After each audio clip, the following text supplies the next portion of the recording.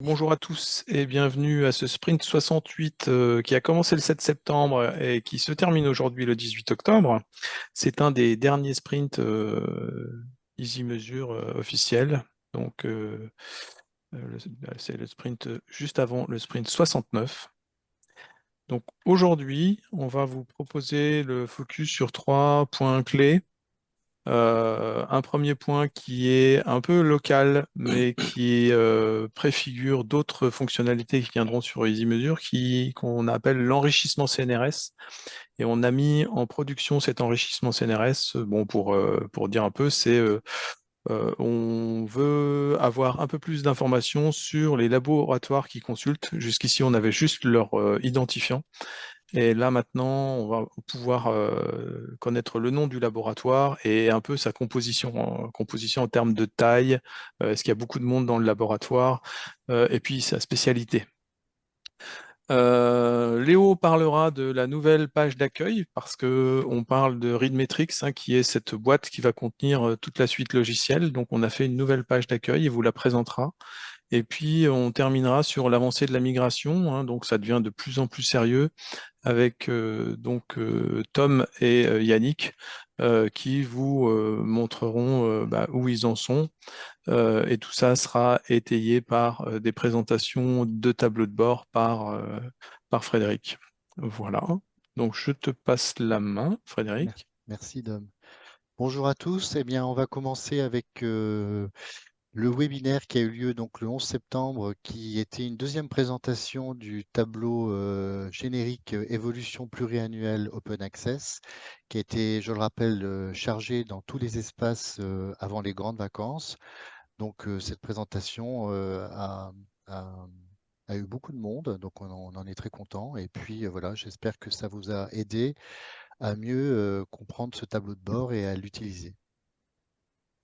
Ensuite, eh bien, quelques nouvelles du blog avec des articles qui ont été publiés, notamment un article de notre collègue Xavier Launois, donc, qui a rédigé un article sur des bonnes pratiques, notamment sur les adresses email nominatives qui sont souvent utilisées pour vos comptes d'identifiants sushi.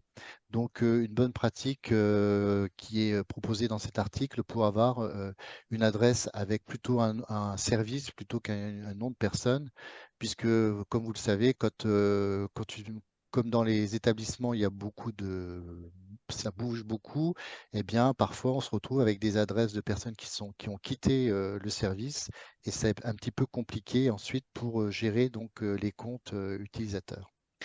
Voilà. Et puis donc aussi un article qui présente aussi eh bien, des modifications au niveau de notre département, donc notre département, le département de l'accès à l'information scientifique de l'INIST, eh bien, contenait 3 services et maintenant nous sommes 4 services puisque la mesure des usages qui faisait partie du service négociation-acquisition est maintenant est un service à part entière. Voilà, et c'est Dominique qui est le chef de service. On en parlera un petit peu plus tard puisque nous avons remanié aussi les espaces dans EasyMesure. Et puis, vous avez aussi un récapitulatif de ce qui a été fait sur les parseurs dernièrement. On a travaillé très très récemment, puisqu'on a terminé ce matin sur la plateforme Prairial. On en parlera plus à la prochaine sprint. On a notamment fait un middleware qui permet de connaître le type de consultation grâce au DOI de cette plateforme. Et je laisse la parole à notre ami Tom. Oui, moi je vais vous faire un tout petit point technique sur Easy Report, puisque durant cette sprint on a changé de framework, en tout cas côté API, pour des histoires de dette technique, puisque ça c'était sous Express jusqu'à maintenant, qui était un choix par défaut, puisque Express est très connu et très utilisé, mais Fastify a un petit peu le vent en poupe, c'est pour ça que on le regardait quand même d'un œil, histoire de voir ses évolutions. Et on s'est rendu compte que Fastify corrige certaines lacunes d'Express, notamment au niveau de l'asynchrone, qu'il faut supporter manuellement dans Express, ce qui amène de la dette technique. Et bah, du coup, on est passé sous Fastify, ce qui rend le tout un petit peu plus simple à comprendre d'un point de vue dev et un peu plus rapide d'un point de vue utilisation. Ce qui rend d'ailleurs Easy Report, maintenant que j'y pense, le premier projet de l'équipe sous Fastify, mais c'est pas très grave, puisque la syntaxe est assez proche d'Express et de Koa qui est utilisée dans Easy Measure, si je ne me trompe pas. Et on reste de toute façon dans du Node.js, donc c'est des technos qui sont connus. Dans Easy Report aussi, durant cette sprint, on a rajouté le support des stack charts. Je disais donc le support des stack charts dans Easy Report. Qu'est-ce que c'est un stack chart? C'est simplement séparer une visualisation en plusieurs parties. Comme on peut le voir là par exemple sur cette slide, ça va être le nombre de consultations sur une période séparé par le portail de BibCNRS en l'occurrence. Ce qui fait qu'on peut avoir une vision globale assez rapidement et une vision un peu plus précise par portail. Ensuite, on a créé une nouvelle disposition pour les rapports, puisque jusqu'à maintenant dans Easy Report, c'était la même disposition qu'on a actuellement en prod. Donc c'est les rapports la même disposition que les rapports que vous recevez actuellement. Et on s'est rendu compte que il y avait beaucoup d'informations superflues, que c'était pas très clair. Donc on a voulu mettre un petit coup de pinceau là-dessus et en plus se démarquer de l'ancien service de reporting qui est actuellement en prod. Donc on a fait un petit brainstorming d'une quinzaine de minutes pour réfléchir à une nouvelle disposition. Et après on est passé directement à l'implémentation de cette nouvelle disposition. Donc la slide d'après. Merci. Où du coup c'est implémenté sur la machine de dev pour l'instant. On verra plus tard pour la passer en pré-prod en même temps qu'Easy Measure relationnel, mais on en reparlera plus tard. Et du coup, dans cette nouvelle disposition, on a les éléments qui ont été déplacés, redimensionnés, certains retirés, afin que ce soit plus clair et plus lisible. Toujours côté Easy Report, on a une nouvelle page de désinscription, puisque dans Easy Report, les mails qu'on reçoit avec notre rapport contiennent un petit lien pour se désinscrire du rapport si on ne souhaite plus le recevoir. Et ça menait à une page qui jusque maintenant était extrêmement simpliste, où il fallait écrire à la main son mail, puis valider, histoire de se désinscrire. Ça a été complètement repensé et refait. Maintenant, on a tout de suite un bouton confirmer, un bouton annuler, histoire que ce soit plus facile de se désinscrire. Ensuite, durant cette sprint, on a aussi travaillé sur l'interface de création de modèles, puisque dans Easy Report, tous les rapports sont basés sur des modèles. Ce sont les administrateurs qui créent les modèles à l'aide d'une interface qui existe depuis assez longtemps dans Easy Report, mais qui a bien évolué, puisqu'au début, c'était fallait mettre tous les champs à la main. Maintenant, on commence à avoir quelque chose d'assez poussé, et on améliore cette interface d'itération en itération, en suivant un modèle assez simple. On essaye de créer des rapports et des modèles, on identifie les points bloquants qu'on a rencontrés durant ces tests, on fait le point en équipe où on imagine une amélioration de l'interface, on l'implémente, donc les devs l'implémentent, pardon, on présente les nouveaux développements à l'équipe le lundi après-midi, et on recommence en recréant des rapports et des modèles, etc., etc. Et dans cette sprint, on a eu une refonte profonde de l'interface, et du coup, on a laissé notamment Fred s'en imprégner de cette nouvelle interface, et je vais le laisser approfondir ce point. Merci Tom. En fait, Tom vous explique donc les différents travaux qu'on a fait ensemble en équipe. C'est pour mettre en place cette administration donc, de modèles pour des envois de rapports génériques qui ne sont pas actuellement donc, en service. Hein. Actuellement, vous avez toujours la version avec je dirais, des images qui sont faites des tableaux Kibana.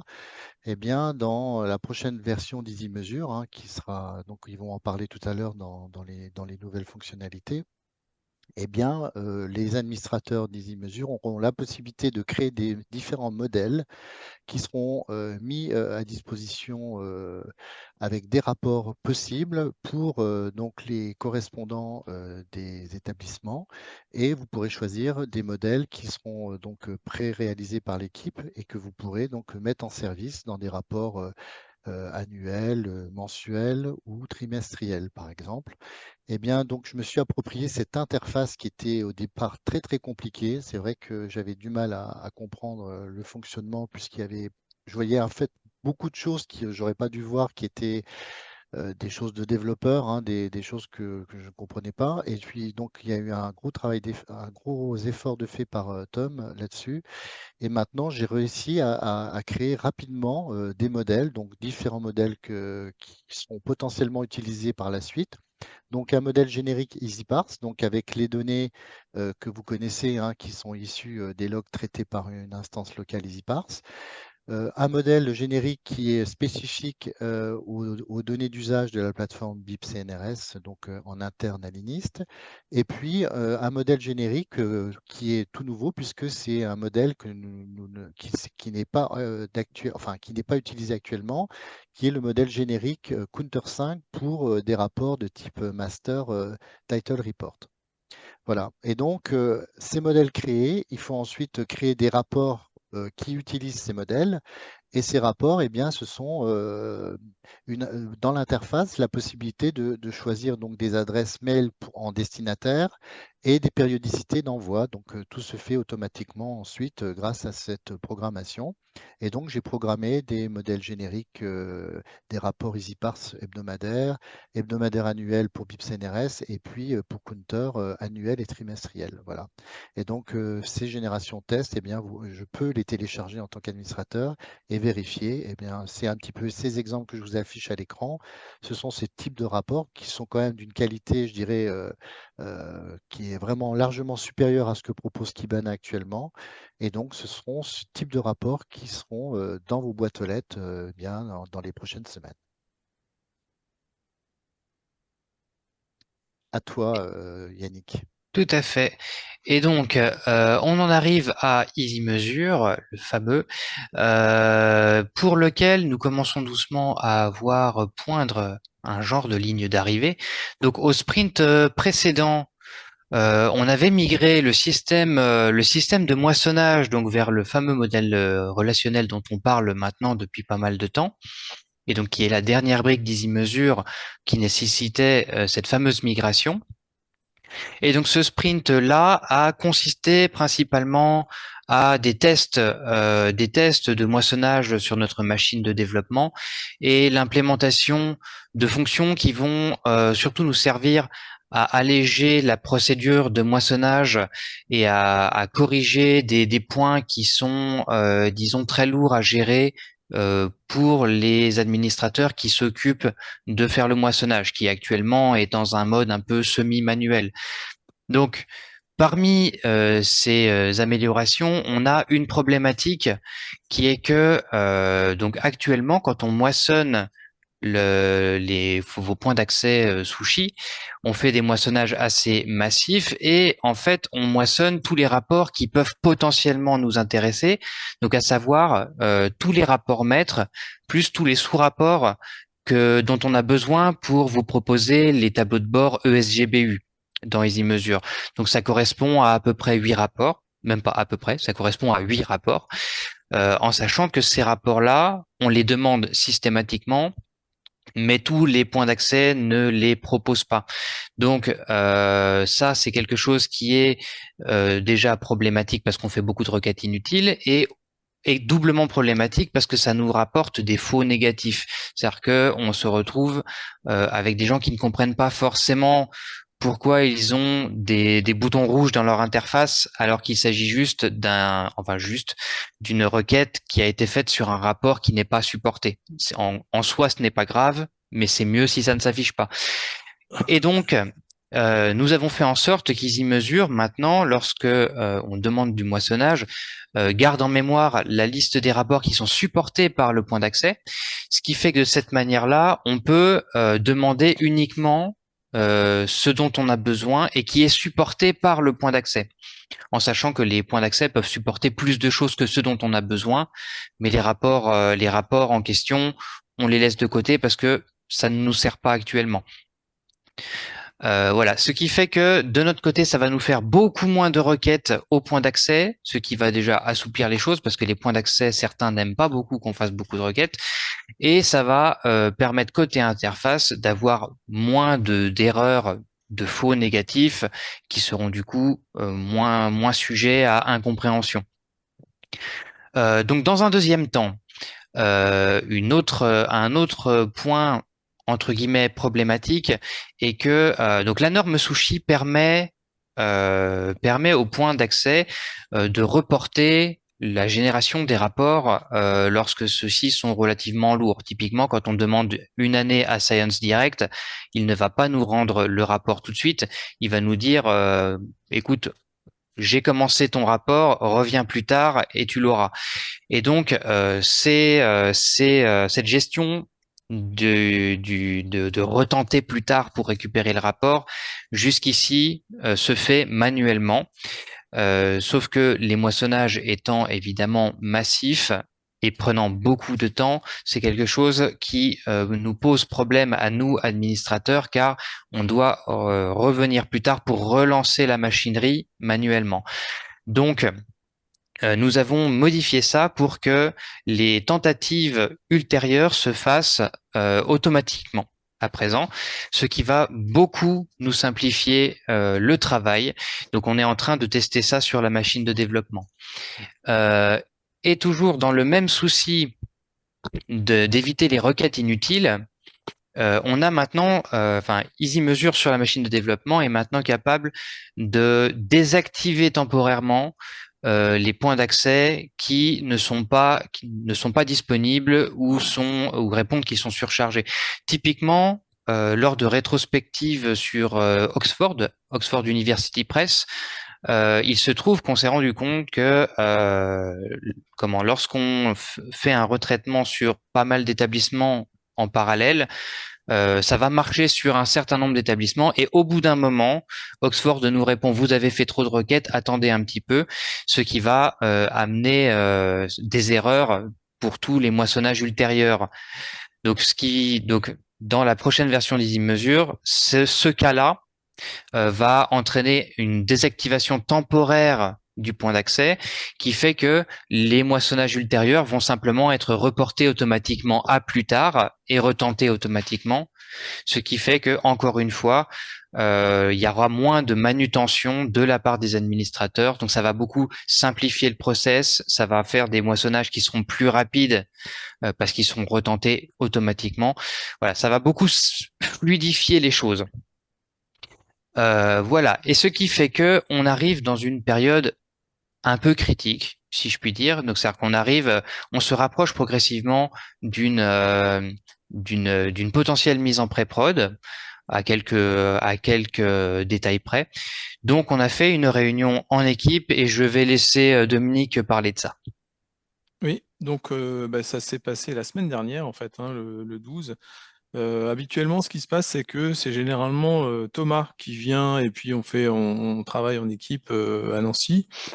Sauf que là, on s'est dit que ça serait bien aussi d'inverser le process pour permettre à la fois à Yannick de voir son réel employeur, en fait, où se situent les locaux de son réel employeur, à Tom de son financeur, et puis à Léo de notre partenaire Couperin. Donc, en fait, typiquement dans les bureaux où travaille Thomas quand il est en présentiel, et puis de voir les autres collègues Couperin. Donc, ça permet aux autres collègues Couperin de donner un peu un visage et une existence un peu plus concrète et physique à des noms qu'ils voient passer dans les mails ou qu'ils voient dans les documents. Donc, suite à cette réunion, à ce déplacement, donc on a travaillé ensemble de manière à se dire, voilà, là on est presque prêt. Si on met en prod, qu'est-ce qui se passe et quelles sont les étapes, les points clés qu'il faut bien vérifier. Et donc on a listé tout ça et on a essayé d'associer à ça un début de planification. Donc typiquement, là on se dit que la semaine 44, là, début novembre, on va pouvoir commencer donc à déployer sur la pré-prod. Et puis donc, alors qu'est-ce que ça veut dire? Parce qu'en fait, jusqu'ici, on vous a parlé de la machine de développement. La différence entre la machine de développement et les autres machines, donc de pré-prod et de prod, c'est que la machine de développement, elle est accessible en interne, alors que la machine de pré-prod et la machine de prod sont accessibles en externe. Donc ça va vouloir dire qu'on va pouvoir, vous, demander de nous aider et de en fait utiliser l'application de pré-prod. Donc on va vous contacter. Typiquement, je crois qu'il est connecté, Rachid, si il peut éventuellement participer ou d'autres à ces tests sur la pré-prod. Donc notre objectif, c'est de reproduire ce qui existe actuellement sur la prod pour ces établissements pilotes, pour que vous retrouviez vos données et puis que vous puissiez un peu voir comment ça se passe dans ce nouvel environnement avec cette nouvelle version. Et sachant que on va essayer de faire, comme le montrait aussi Tom tout à l'heure, hein, 2 tours, c'est-à-dire voilà, on vous recrute, on vous donne les moyens de vous connecter, vous testez, vous nous donnez des réponses et nous on essaie de corriger et on essaiera de faire 2 tours comme ça pour que début janvier vous puissiez tester et puis que on puisse faire une vraie mise en prod. Donc disons fin janvier, semaine 5. Si ça se passe très bien, on ira plus vite. Si ça se passe moins bien, on ira plus lentement. L'essentiel pour nous, c'est de viser les semaines 10 à 13 qui seront le SGBU 2024.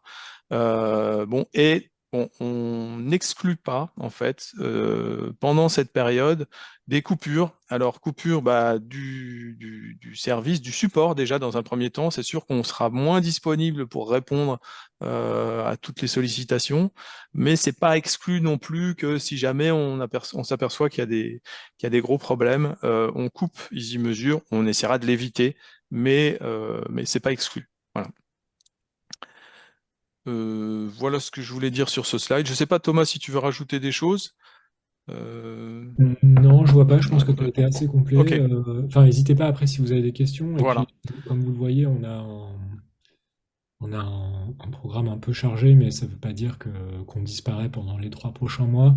On va contacter certains d'entre vous, certains établissements pour leur proposer d'être pilotes, plutôt sur la base d'un temps que vous pouvez nous consacrer, parce qu'on va faire des tests un peu précis. Et aussi, on a des configurations à tester, des choses qu'on voudrait pouvoir retrouver. Il y a des choses qu'on voudrait pouvoir retrouver à l'identique dans le prochain Easy Mesure et d'autres choses qui vont changer. Et du coup, on fera des appels à candidature un peu spécifiques. Je pense qu'on s'oriente vers 3 ou 4 établissements pilotes maximum. Mais par contre, ce serait un peu, on vous demandera des retours un peu intensifs pendant ces 2 itérations de tests. Les mails sont pas encore partis, mais ça devrait être fait pour la première semaine de novembre. Voilà. Merci, Thomas.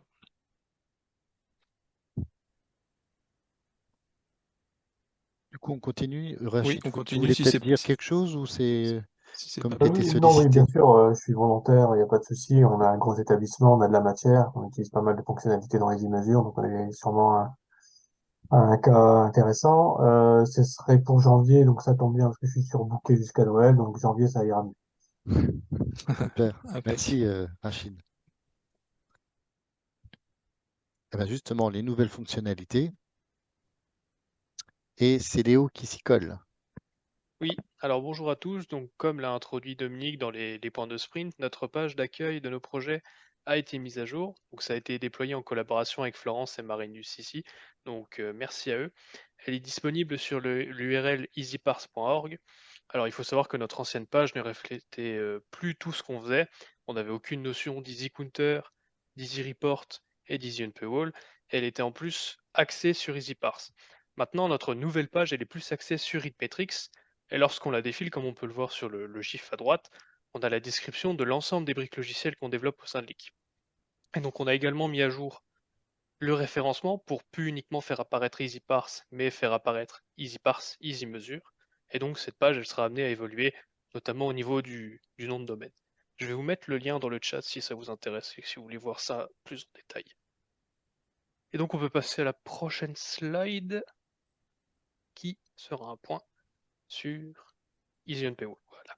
Donc durant ce sprint, on a mis à jour avec Florence Easy Unpaywall en version 1.3.1. Donc cette version, elle ne va pas apporter de nouvelles fonctionnalités, mais elle permet de réduire la dette technique.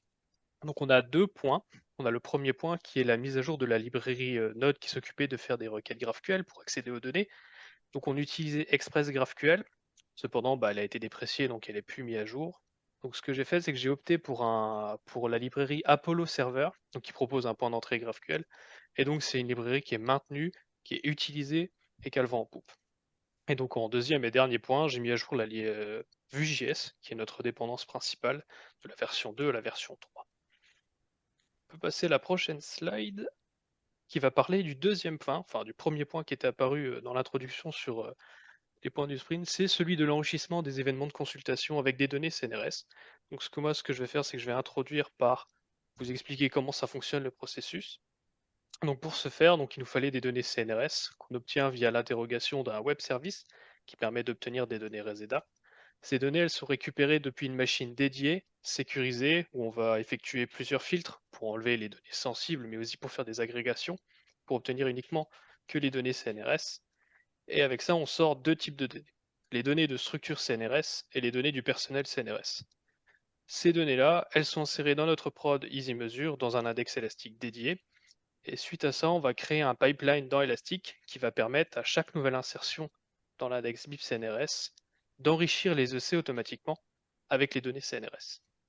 Et donc sur la prochaine slide, on va vous montrer un tableau de bord de ces données CNRS. Donc c'est un tableau de bord d'administration qui est visible uniquement par les membres de l'équipe et qui permet de voir le contenu des données CNRS qu'on a exportées. Et ça nous permet de vérifier si les données sont correctes, voir les informations intéressantes comme par exemple le nombre de chercheurs par laboratoire, etc. Et maintenant, je vais laisser parler Frédéric pour qu'il puisse montrer comment il a utilisé ces données dans les tableaux de bord. Oui, en effet, Léo, j'ai utilisé donc les informations qui sont importantes, notamment sur le tableau de bord BIP CNRS qui est utilisé aussi en interne, et notamment, comme vous voyez, ces codes unités qu'on voit ici, c'est les UMR 99012. Eh bien, sur les tableaux de bord, les anciens tableaux de bord, on ne voyait pas donc l'information d'enrichissement puisque on n'avait pas cette nouvelle fonctionnalité. Eh bien, aujourd'hui, cette information, on peut la traduire maintenant avec le nom du laboratoire. Et chaque laboratoire a un code UMR, donc c'est ce qu'on voit ici sur le tableau d'administration. Eh bien, ces données qui sont donc enrichies dans l'index de BIP CNRS, eh bien, on a maintenant la possibilité d'avoir un tableau de bord qui est de plus en plus riche maintenant au niveau des informations d'usage de BIP CNRS, c'est-à-dire que en plus donc des logs qui sont traités par EasyParse, qui sont enrichis par les données EZ pardon, pour obtenir notamment les informations de tout ce qui concerne l'open access, eh bien, on a aussi une table maintenant qui permet de voir eh bien, les informations des UMR qui consultent donc les ressources en ligne, et donc on connaît l'institut qui consulte ces ressources. Alors bien sûr, ce sont des informations, comme disait Léo, qui sont sensibles, et donc elles ne sont accessibles actuellement que dans 2 espaces que je vous évoquerai tout à l'heure. L'espace qui est dédié aux négociations donc, et acquisitions de l'INIST, et l'autre espace, c'est pour justement l'équipe de Dolores, donc l'équipe du portail et BIP CNRS, qui ont aussi leur espace qui leur permet d'avoir accès à un tableau de bord qui contient ces informations. Et je vais continuer justement avec ce que j'évoquais, justement, avec la création donc de 2 nouveaux espaces dans EasyMeasure. Un petit rappel, donc, comme je l'évoquais en début de sprint, donc, nous avons 4 services dans notre département à l'INIST, donc le département d'acquisition, d'accès à l'information scientifique. Et donc, 2 départements sont concernés donc, par le tableau de bord que je vous ai montré, le tableau de bord des usages de BIP CNRS. C'est le service négociation-acquisition qui était à l'origine donc, de ces tableaux de bord. Et puis, donc maintenant, il y a aussi le service portail et plateforme BIP CNRS. On a remarqué qu'ils avaient aussi un besoin au niveau tableau de bord. Ils ont non seulement accès au tableau de bord BIP CNRS, mais ils ont accès aussi à d'autres index qui leur permettent de voir des informations sur les usages de click and read, sur BIP API. Donc, toutes ces informations qui sont propres au service portail et qui ne sont pas forcément utiles pour le service négociation. Donc, on a décidé de scinder donc, cet espace qui s'appelait avant CNRS EasyParse et CNRS Editor, puisque comme vous le savez, on a toujours maintenant 2 espaces minimum dans EasyMeasure. Un espace avec le logo, on le voit, le logo EasyParse, qui permet donc d'avoir les informations qui sont traitées par le logiciel EasyParse. Et puis, l'autre espace éditeur qui concerne donc le moissonnage des données Counter 5.